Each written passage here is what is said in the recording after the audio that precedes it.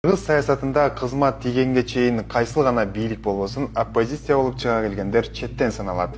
Эгерде бийлик майлуу сүттүү кызмат берсе, балык болуп байлык топтоп кызматтан кол жуугандан кийин оппозиция болуп чыга келмейлер четтен саналат. Алардын бири Равшан Жээнбеков. Саламатсызбы? Сиз Автор ТВ медиасын көрүп жатасыз. Биз баштайбыз. Без прав женщин мы не можем строить цивилизованную правовую страну. Поэтому любой политик, который понимает это, он должен был прийти сюда и сделать определенный свой вклад.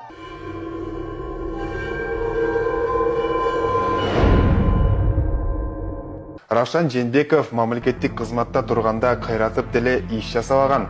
Сүйлөсө демократия, адам укуктарын оозунан түшүрбөгөн.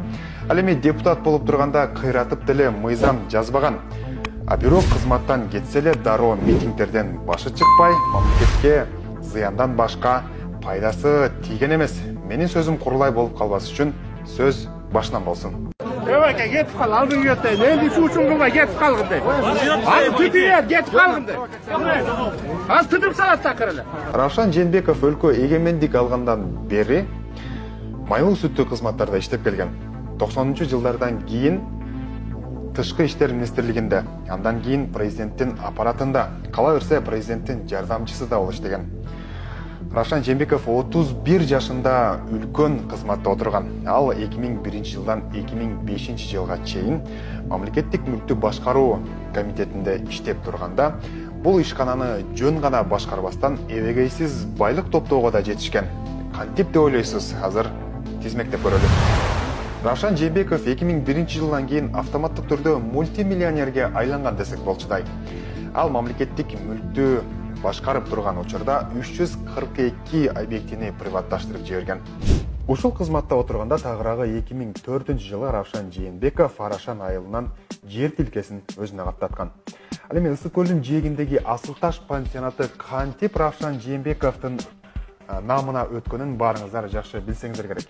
Ал 2002 жылы бул пансионатты 13 гектар жер аянты менен 12,7 миллион сомго арзан баада сатыкка коюп, өзүнүн жакын досу Жусуповго аукциондун негизинде сатып жиберген. Чынында Асылташ пансионатынын негизги баасы 74,9 миллион сомго бааланмагын эсептөө палатасы аныктап чыккан.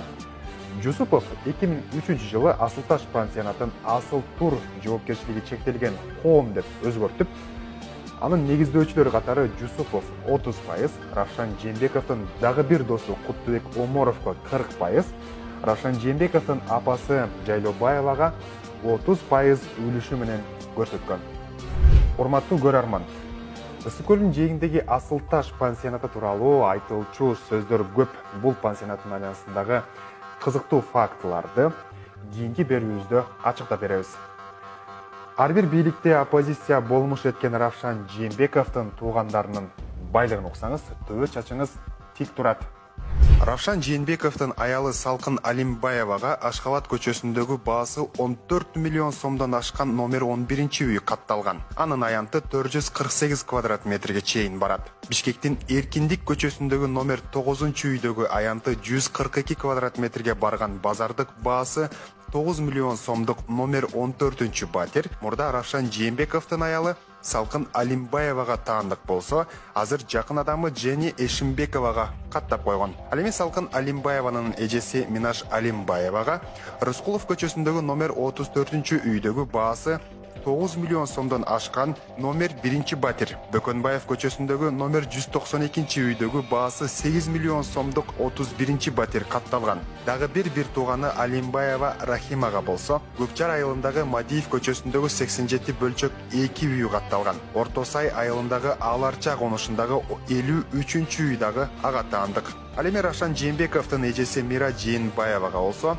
улуттук коопсуздук кызматы мыйзамсыз баю беренеси менен 2019 жылы иш козгогон. Анда Мира Жээнбекованын 74 батири, 20га жакын соода жайлары жана 10дон ашуун унаа токтотуучу жайлары жана Бишкектин эң ыңгайлуу аймактарында жер тилкелери болгон. Равшан Жээнбековдун кызы Айсулууга Бишкектин Тимирязев көчөсүндөгү номер 80 үйдөгү баасы 8 миллион 300 миң сомдук номер 14 батир катталган. Асылташ пансионатында 30% үлүшү бар Куттубек Оморовго Пушкин көчөсүндө жайгашкан номер 75 имаратта жайгашкан баасы 14 миллион сомдук Сохо кафеси катталган. Ал эми анын эжеси Гүлбагида Оморовага Жээнбековдун Туңгуч Кичи районунун баасы 7 миллион сомдук номер 81 үйдөгү май коюучу жай. Асанбай Кичи районундагы номер 28 үйдөгү баасы 7 миллион сомдук номер 1 батир. Мындан сырткары Пожарский көчөсүндөгү номер 57 үйдөгү жалпы баасы 9 миллион сомдук номер 2, 3 жана 5 болуп 3 батир жазылган. Равшан Жээнбековдун бизнесте өнөктөшү Талим Дост Мухаммед Нур Мухаммедке анын Байтик Батыр көчөсүндөгү номер 3 үйдөгү баасы 11 миллион сомдук 28 батир катталган. Ошентип, укуктук жактан алганда Равшан Жээнбековдун кагаз жүзүндө бир гана Chevrolet Suburban үлгүсүндөгү бир гана автоунаадан башка эч нерсеси жок кедей болгону менен анын достору жана жакындары миллионер болуп чыккан. Бул жагы кызык бекен. Деньги, богатство, власть, силовые структуры.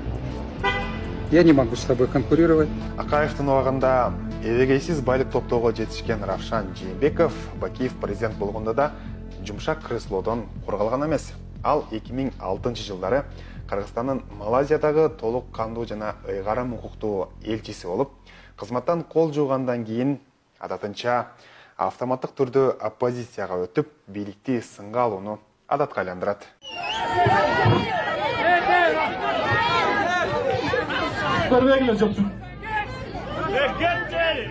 2010 жылдардан кийин Атамекен партиясына мүчө болуп, ал аркылуу Равшан Жээнбеков жогорку кеңешке депутат болуп келгени эсиңизде болсо керек. Баса саясатчы депутат болуп тургандагы декларациясына көз чаптырып коелу. 2015 жылда тапшырган декларациясында саясатчы 1 жылдык кирешеси 697.595 сомду көрсөткөн. 65 чарчы метр үй, 188 чарчы метр дагы бир үйү, 180,50,5 жана 50,8 чарчы метр болгон 3 батири жана 1800 чарчы метр пансионат жазылган. Ал эми унаалардан болсо Lexus 570 автоунаасы жана Toyota Venza автоунаасы көрсөтүлгөн. Эми Равшан Жээнбеков 5 жыл депутат болуп турганда эл үчүн мыйзам жазганы эсиңизде барбы? Менимче бар деп айтуу кыйын. Себеби ошол мезгилдеги депутаттык мөөнөтүн Равшан Жээнбеков Алмазбек Атамбаевди сындоо менен гана өткөргөн десек жаңылышпайбыз. Өзгөчө мен так билем, узурпацияга тиешеси бар экендигин. Президент Атамбаев Кыргызстандагы эң негизги узурпатор. Атамбаев узурпация кылып жатат деп сындаган Равшан Жээнбеков ал президенттик кызматтан кеткенден кийин дароо анын тарапташы боло калды. Албетте чогуу митингге да чыкты.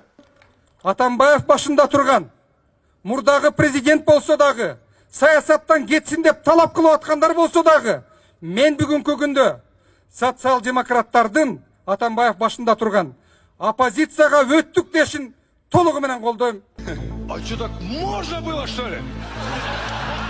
Үйрөнгөн адат калабы уйга жүгөн салабы демекчи Равшан Жээнбеков оппозиция болмуш этип ар кайсыл кыймыл топторду түзө калмай адаты азыркы бийликте деле калган жок. Могу прийти с адвокатом, могу прийти один. Как скажете.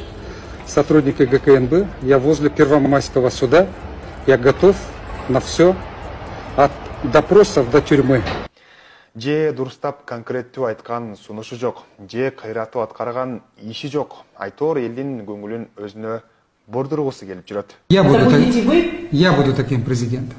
Мой взгляд, мой политический опыт, мое видение нужно нашей стране.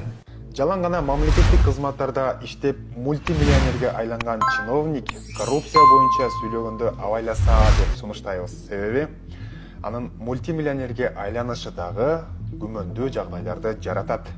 Урматтуу көрөрман, биз бүгүнкү берүүбүздө Равшан Жээнбековдун канчалык деңгээлде өлкө үчүн күйүп жүрөрүн жеткирип берүүгө аракет жасадык. Сиз болсо ким кайдан акча табып, кантип байып жатканын өзүңүз таянак чыгара аласыз деген ойдобуз.